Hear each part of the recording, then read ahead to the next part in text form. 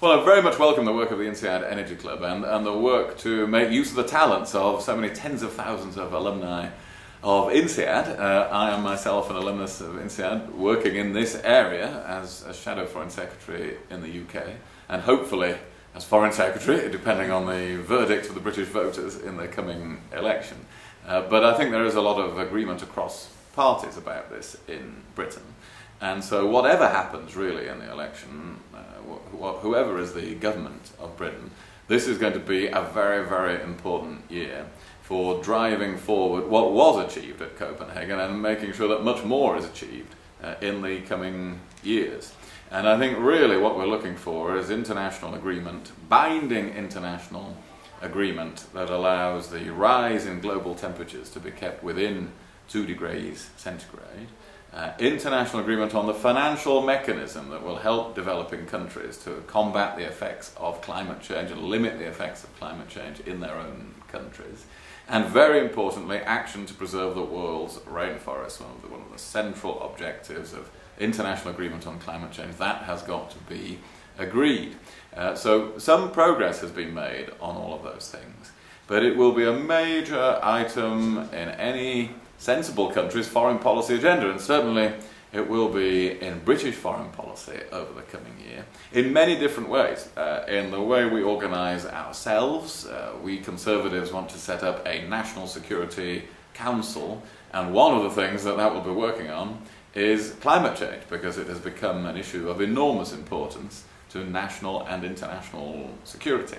It will be important in all our bilateral relations with countries such as China and Brazil and India and Indonesia and the United States, all in different ways. We are holding a special meeting with representatives of India in a couple of months' time to see how Britain and India can work together to support technological advances that will help with energy efficiency, with a low carbon economy and so on. And also it will be a vital topic in international organisations. We will use all the available international mechanisms, the Commonwealth, the United Nations, NATO. All of these organisations have to have addressing climate change as a key priority. And of course the European Union. And that is where we can bring about some change and further improvement of policy. Particularly with regard to the negotiation of the next financial perspective of the European Union, covering the period from 2014 to 2020. And we want to see more of that budget directed into this area, into helping in this area in a myriad of different ways. And we want to see other specific European actions, such as stronger regulations against the importation of illegally harvested timber. And we intend in Britain to change the law to make it an offence to use illegally harvested timber. So there are national and international actions that we can take in the meantime while working towards a much bigger success in terms of international agreement than anything that we saw at Copenhagen. Well, on the question of the role of the UN, whether it's fit for purpose, whether it can achieve agreements on climate change, I think that still has to be a primary focus for us, because of course there is no other forum that brings together all the nations of the world.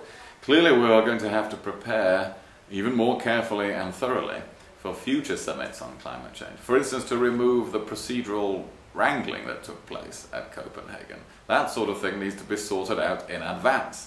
And I think most countries in the world can see that now. It also requires a lot of bilateral preparation, so that the issues that become sticking points, the disagreements that break out, are thoroughly discussed in advance between many of the leading nations of the world. And so, for instance, in the coming year, in the bilateral relationships between the United Kingdom and China, discussing climate change and what we will be able to agree to at future UN meetings is a very important item for those bilateral discussions. The Chinese representatives say that the way their system of government works means that once they arrive at such a conference, they can't change their position. It's a position negotiated and agreed with all the provinces of China. Well, that means that we need to be working on it much further in advance. So I think we still have to use the forum provided by the United Nations, but clearly it is going to need to be buttressed by very strong bilateral negotiations and contacts in the meantime. Well, the EU, in terms of what policies have been successful and what hasn't been successful so far, if we look at what the European Union has done, it has played a very important role in achieving the Kyoto Agreement in the first place. So that is a successful policy at the macro level. It has not yet done enough in terms of reforming its own budget in the future to reflect the importance of these issues, and that's why we think that is so important over the next couple of years as the next European financial perspective is negotiated. So that the budgetary processes at the national and international level need to reflect the importance of these issues. Just as the foreign policy, just as the international approach of the European Union does reflect the importance of those issues, as seen in the success of Kyoto. So at the macro level, some things have worked and some things have not yet worked. Well, in dealing with the cost impact on people of addressing climate change, first of all, politicians have to give a clear lead in winning the argument that this is necessary, so that people can see that when some things increase in price, there is a global reason for it, there's a justification for it. But I think two other things help in this regard. One is that when we impose taxation for environmental reasons, we should make corresponding reductions in taxation on other items, so that people can see that this is not just a backdoor way of raising the overall level of taxes. If we are deciding as a nation or as a world to place heavier taxes on activities that damage the environment, well then we should be able to reduce people's tax, whether it be on income or whatever it may be, so that people have then a greater choice about whether to do that damage, and they can keep more of their initial income for themselves. The suspicion that it is all a stealth tax is very damaging to addressing climate change. So we have to be clear about that. And I think we have to point out that in many cases, addressing these issues leads to lower costs for consumers. The result of me buying a hybrid car and running one over the last few years, which is an environmental improvement, is that running my car costs me a lot less than it used to. And so, of course, the initial investment in that to develop such technology is expensive, but the consumer often receives a huge benefit. And we mustn't lose sight of that either in the work that businesses do or in explaining to electorates there can be a lot of benefit in pursuing policies that in any case lead to the better management of resources, to the use of fewer resources, fewer natural resources, which can then become cheaper.